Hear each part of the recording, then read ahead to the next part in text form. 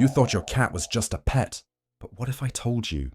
It was assigned to you, not to comfort you, not to amuse you, but to warn you. Because long before earthquakes strike the ground, some creatures feel it in their bones. And 80 years ago, Edgar Cayce, the sleeping prophet, warned us about them and about what's coming. If you've ever felt like your cat knew something before you did, I invite you to stay with me, because what you're about to hear isn't just a story, it's a forgotten warning. And maybe, just maybe, it was meant for you. The year was 1943. The world was burning. Cities trembled under bombs. Families were torn by war, and humanity, as Edgar Cayce once warned, was forgetting its soul. But while nations raged against each other, Cayce lay still on a worn leather couch in Virginia Beach, eyes closed, breath slow. That day, something different came through. It wasn't about remedies, reincarnation, or Atlantis. It was a whisper from something deeper, something darker. Gladys Davis, his loyal stenographer, recalled the shift in the air, the way the room felt heavier, charged. Cayce entered his trance, and from that strange stillness came words that startled even her certain animals. He said slowly, "We'll warn humanity before the earth trembles." Not prophets, not priests, animals. He didn't speak of storms or wars. He spoke of the ground shaking, of disasters that would not just damage cities, but unravel something spiritual inside us. And in that unraveling, he said, a certain type of creature would respond first.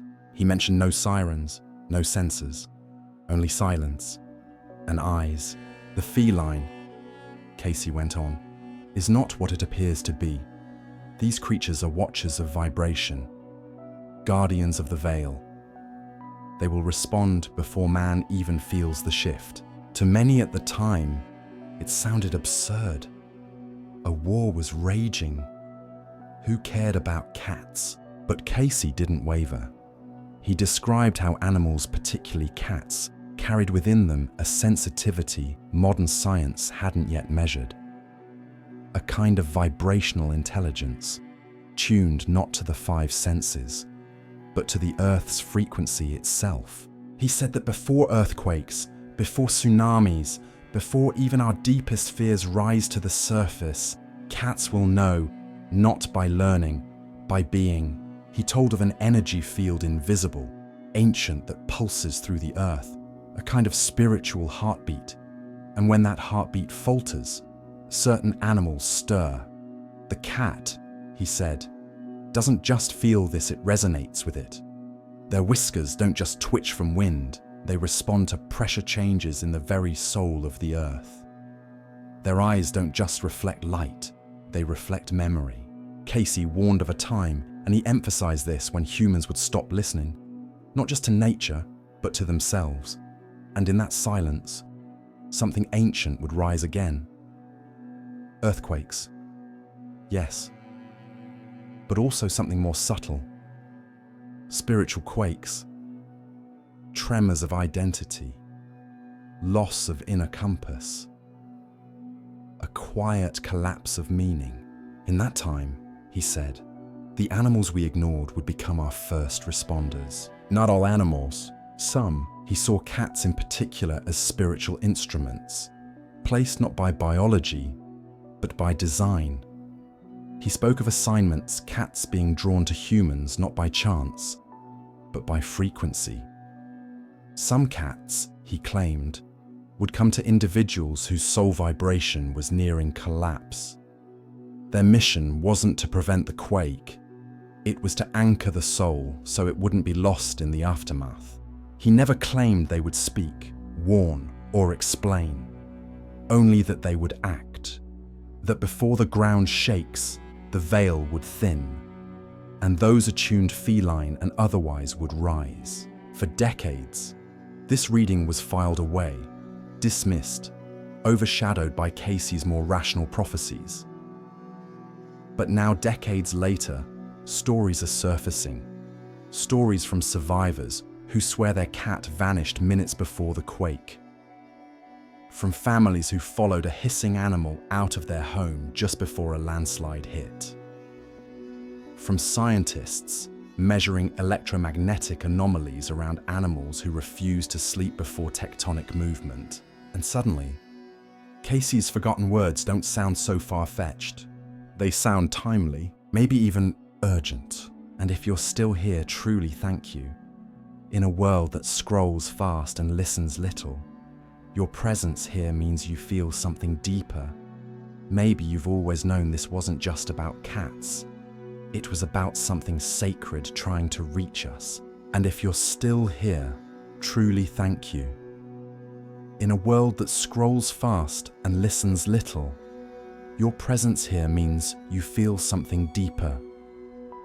Maybe you've always known this wasn't just about cats. It was about something sacred trying to reach us. Why cats? Why not dogs or birds or elephants? Why would Cayce, of all people, point to the most elusive creature in our homes, one that rarely obeys, never begs, and disappears for hours without reason as a sentinel of the soul? Because cats, unlike almost any other animal, are still wild. Not in behavior.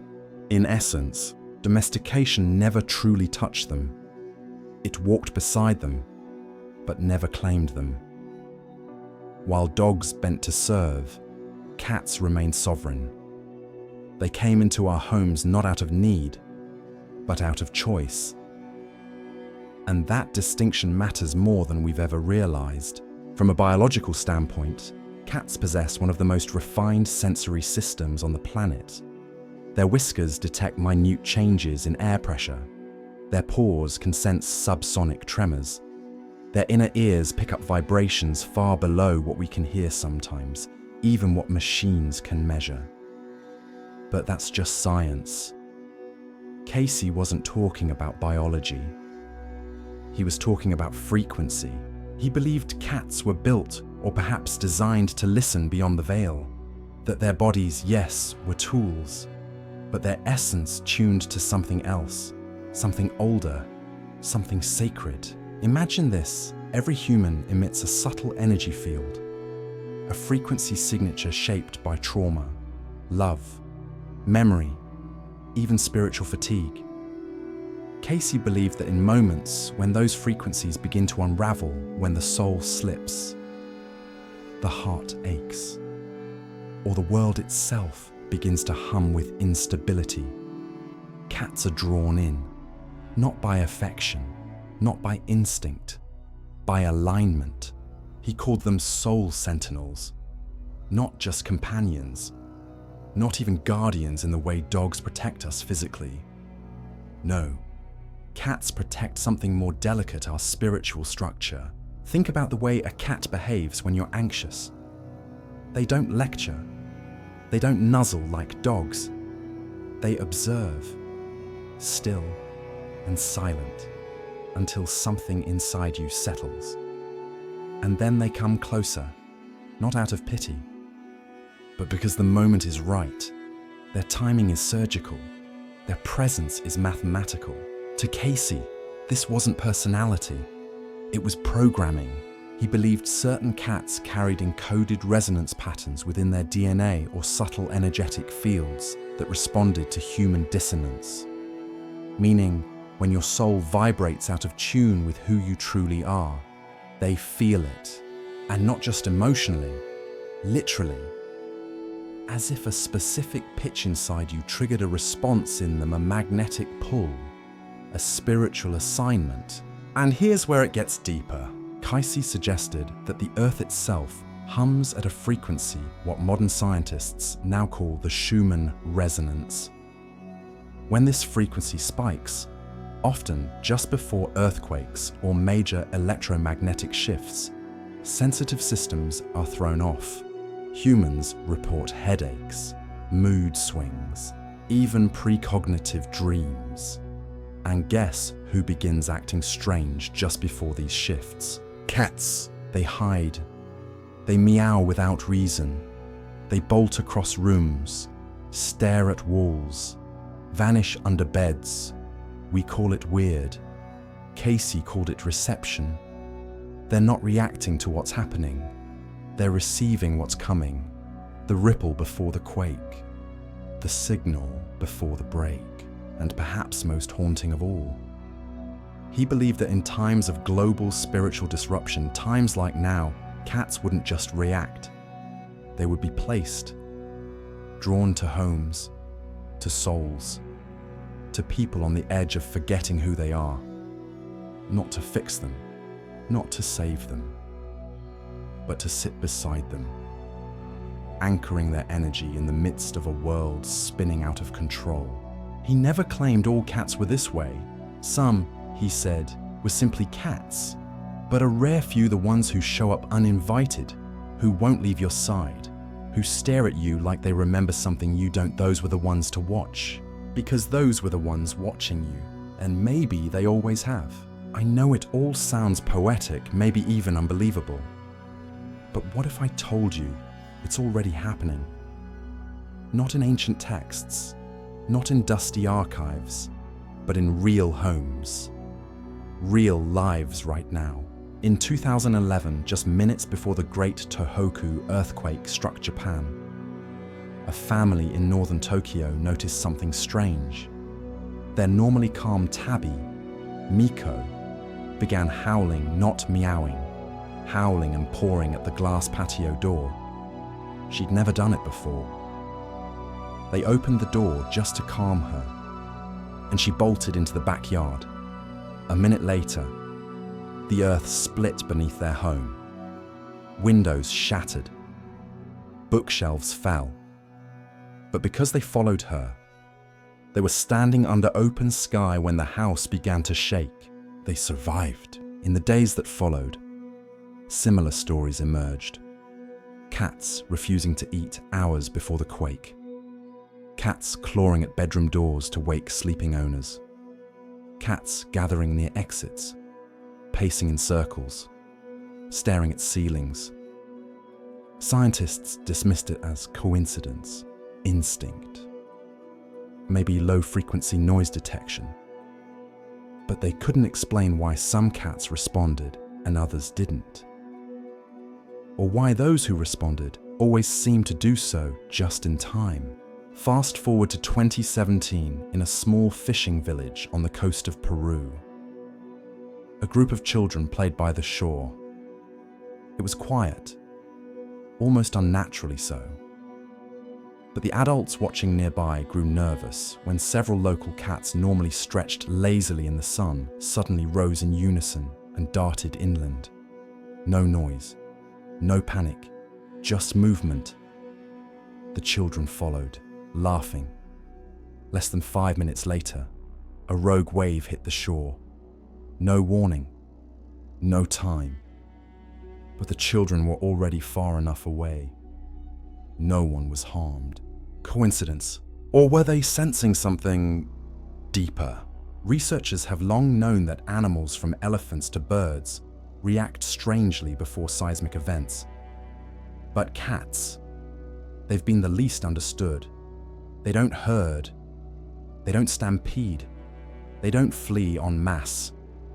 Instead, they behave individually, intuitively, almost surgically. It's as if they're tuned not just to Earth's tremors, but to human energy fields shifting under pressure, which brings us to something even more compelling. In 2020, a group of scientists in Sweden and Japan launched a collaborative study to test whether feline behavior could be used as a real-time predictor of tectonic activity. Not just movement, but resonance. They embedded lightweight, non-invasive electromagnetic sensors in collars worn by dozens of cats living in earthquake-prone regions. What they found was stunning. In more than 80% of seismic events recorded above 4.0 magnitude, cats exhibited behavioral changes, vocalization, spatial repositioning, alertness within 10 to 45 minutes before ground movement was detected. But more than that, their collars registered subtle EMF fluctuations inside their bodies. Their own biofields were shifting as if reacting to something far larger than themselves. And that's when things got stranger. The data patterns weren't just biological. They were geometric. Symmetrical resonance waves, forming patterns eerily similar to the ones mapped in quantum field theories, the same ones physicists associate with entanglement and consciousness matrices. These weren't random spikes. They were intelligent patterns. In other words, cats weren't just reacting to earthquakes. They were responding to the energetic conditions that caused them.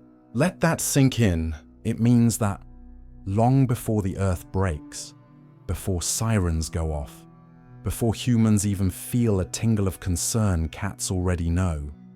And they don't run. They act, subtly, deliberately, with the kind of focus that can only come from something deeper than instinct. Something that Edgar Cayce called a vibrational assignment. But these stories don't just come from earthquake zones. In Florida, a woman battling cancer told her hospice nurse she wasn't afraid to die.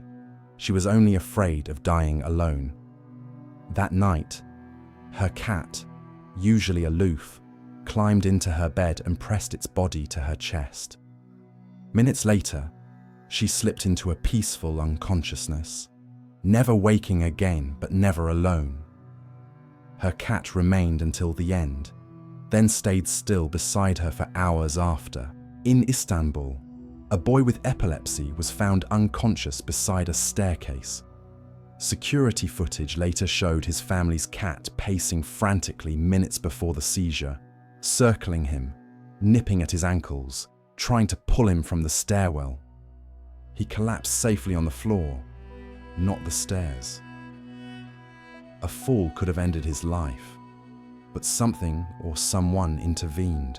And then there's you. Maybe your cat hasn't pulled you from a fire or warned you before an earthquake. Maybe they just sit beside you on the days when your thoughts get too loud. Maybe they blink slowly at you when you're trying to hold it all together. Maybe they've never saved your life, but have quietly kept you from losing it. If so, that's not nothing. That's something sacred. Have you ever caught your cat staring not at you, not at a toy, but at something invisible? A blank wall, a dark corner, an empty hallway. And in that moment, did you feel it too? That quiet shiver in your spine, that sense that something was there, or coming, or watching. Maybe you brushed it off. We all do. Logic always rushes in to smooth the strange edges. Drafts, dust, shadows, but still deep down something in you whispered, this isn't random. Because it never is. There's a reason cats don't flinch at silence. A reason they stare longer than is comfortable. A reason they sit, motionless, just when your thoughts start spinning. They feel things we've forgotten how to name. And they react not with panic, but with presence. Think back. Was there a moment your cat acted differently and then something shifted? A sudden mood in the room, a phone call with bad news, an anxiety attack you didn't see coming, but they did. This isn't magic. It's memory, not theirs, ours. Because what if these moments weren't just about your cat sensing something strange, but about your soul trying to remember something it used to trust? What if your cat's behavior isn't new but ancient? A continuation of a bond that's crossed lifetimes, dimensions, and veils. You see, animals aren't here to convince us. They're here to accompany us through grief, through confusion, through the silent collapses we hide behind smiles. And cats more than any other do it quietly, persistently, with an elegance that doesn't ask for praise. They don't interrupt, they align. They sit beside you when no one else can reach you, not because they know what to say, but because they know you don't need words. They follow you from room to room, not for affection, but because your aura is flickering and they're stabilizing it. They purr when your body is tense, not out of contentment, but to vibrate your nervous system back into coherence. You won't read about this in pet manuals. Vets can't diagnose it. Behaviorists can't explain it. But you felt it, that strange, soothing force that arrives when everything else falls apart. That moment when your cat, without knowing what's wrong, does the exact thing that helps you breathe again. It's easy to call it comfort, but maybe it's something more. Maybe it's co-regulation. Maybe it's energetic calibration. Or maybe it's something we've stopped believing in, something that has nothing to do with science or mysticism, but everything to do with being known, fully, silently, instinctively. And if that's ever happened to you, if you've ever felt seen without being watched, held without being touched, healed without being asked, then you already know this isn't just about cats. It's about connection, soul level, ancient, sacred connection. You didn't teach them that. They remembered, and maybe that's why they came to you in the first place, not to be your pet, but to be your anchor in the chaos, in the forgetting, in the storm you didn't even know was coming. So the next time they stare at the wall, or sleep near the door, or cry in the night, pause. Listen. They might not be reacting to something outside. They might be holding the line for you. And if you've ever had a moment like that, one you can't explain, but never forgot, I'd love to hear it. Your story might help someone else remember theirs too. Leave it in the comments. Someone out there might be waiting for the sign you've already seen. You don't have to believe in prophecy to feel the truth in your bones. But what if science, the very language of logic, is beginning to say the same thing? For years, the idea that cats could sense natural disasters was dismissed as folklore. An old wives' tale passed down in quiet stories, believable only to the soft-hearted or the spiritual. But something changed when scientists stopped laughing and started measuring. In 2020, a joint research project between the University of Tokyo and a Swedish neurophysics lab took on a question no one in academia wanted to touch. Can cats really detect earthquakes before they happen? Not believe, not sense, not assume, detect. They fitted 117 cats across active seismic regions in Japan with micro EMF sensors, lightweight collars that monitored changes in electromagnetic fields not only around the cat but within it. What they discovered shook them. In the 48 hours leading up to every major tectonic shift, from mild tremors to devastating quakes, the cat's internal EMF readings changed. Not erratically, not inconsistently, precisely. The shifts weren't random noise. They followed a pattern, and that pattern echoed the same vibrational frequencies scientists had previously seen in geological fault line precursors, low-band oscillations that ripple through the earth before a quake. But the cats weren't reacting to the quake. The data suggested they were in training with the Earth's frequency, like tuning forks. But it gets stranger. As researchers dug deeper, they began to see something eerily symmetrical in the cat's energetic fields. When visualized through quantum mapping software, the cat's readings formed geometric resonance wave spirals, lattices, even patterns resembling sacred geometry. These weren't just fluctuations. They were intelligent formations. Formations scientists had only seen before in simulations of entangled consciousness, the kind of theoretical models used to study how the brain might behave when exposed to higher states of awareness or collective intelligence. Put simply, the cats weren't just reacting to physical signals. They were processing something beyond measurement. Something that shouldn't be possible in mammals that can't speak, calculate, or theorize. One researcher, a physicist named Dr. Emil Reichard, wrote in his notes, "It feels like we're not just observing a biological reaction, but witnessing an organism access some kind of predictive information field." They called it anticipatory resonance. The idea that certain creatures are not just sensitive to energetic changes, but temporally aware of future shifts before they manifest in the physical realm. Let that settle. We're not talking about animals feeling tremors seconds before they arrive. We're talking about days, sometimes up to 72 hours. Cats refusing to eat, pacing at night, vocalizing without cause. Not from fear, but from some deep internal intelligence that knows something's coming. And it wasn't just earthquakes. Some of the most compelling data came from regions not known for seismic activity, but for emotional unrest. Places experiencing spikes in violence, suicide, and mass anxiety events. In those pockets, cats showed similar EMF fluctuations and behavioral changes. It was as if they weren't just attuned to the planet's crust, but to the planet's consciousness. It's uncomfortable for the scientific world to admit, so most don't.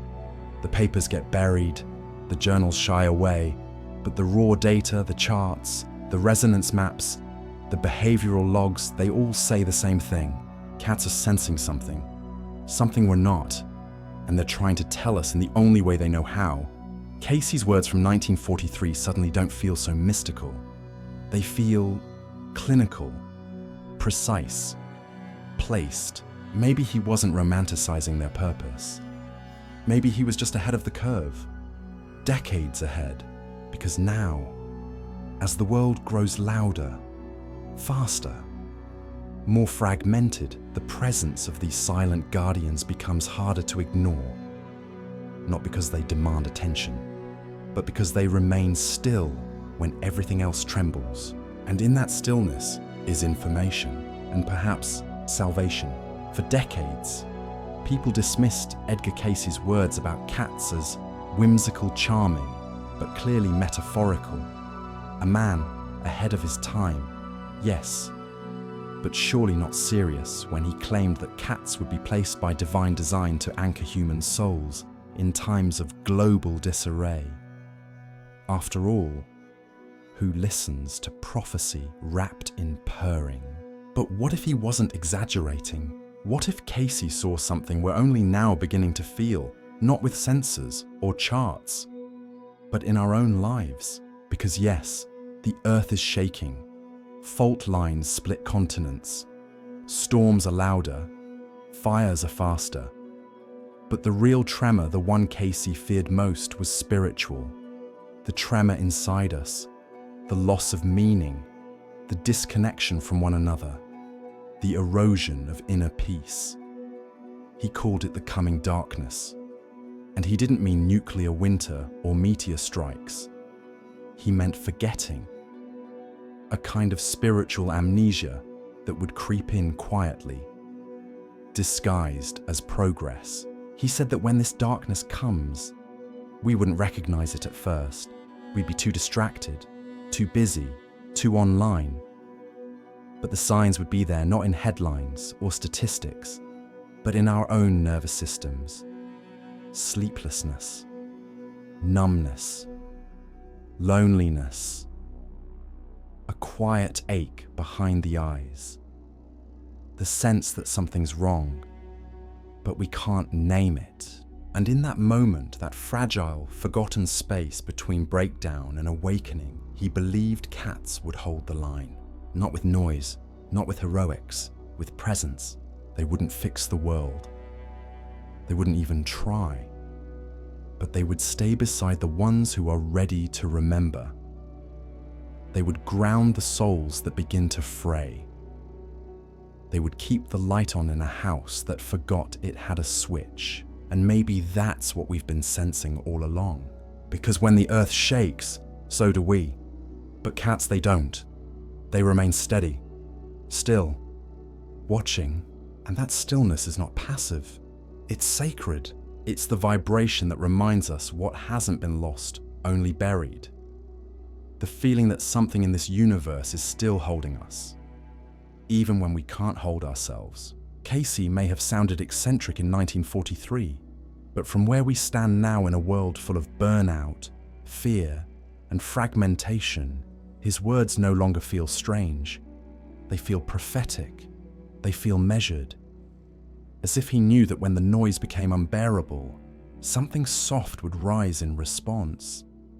Not to compete with the chaos, but to neutralize it. And perhaps that's why your cat is so quiet. Not because they have nothing to say, but because you do. And they're simply waiting for you to remember what you came here to say, to feel, to heal. They are not ornaments in our homes. They are guardians in disguise. And if Cayce was right, they've been waiting for this moment longer than we've been alive. So maybe your cat never warned you before an earthquake. Maybe they never stared down a storm or pulled you from danger. But maybe, just maybe, they showed up the night you couldn't sleep. Maybe they curled around your chest when your thoughts spiraled. Maybe they blinked slowly at you in that moment you almost gave up. And maybe that was enough. We don't always need sirens to save us. Sometimes we just need stillness, presence, a soft heartbeat beside us reminding us that we're still here and we're not alone. Because at the end of the day, this isn't just about cats. It's about remembering. Remembering that not everything sacred needs to be loud. Not every miracle needs to be measurable. Some truths arrive quietly, wrapped in fur, sitting silently in the corner of a room waiting for you to slow down long enough to notice. And if you've ever felt that, even once, I invite you to share it. Drop your story in the comments, because someone out there may be feeling alone in their knowing, and your words might be the thing that helps them remember. And if this message found you at the right time, maybe that wasn't an accident either. Maybe your soul was ready to hear it. If so, I'd love for you to subscribe, not just to support the channel, but to stay connected to stories that don't just inform, they awaken. Because this isn't the end. We're just getting started. And in the next episode, we'll explore animal prophecies from around the world, stories of dogs, birds, whales, even insects, all showing signs before disaster strikes. What if it's not just cats? What if the earth has always been speaking, and it's the animals who've been listening first? Stay curious, stay open, and next time your cat looks at you like they know something you don't, maybe they do.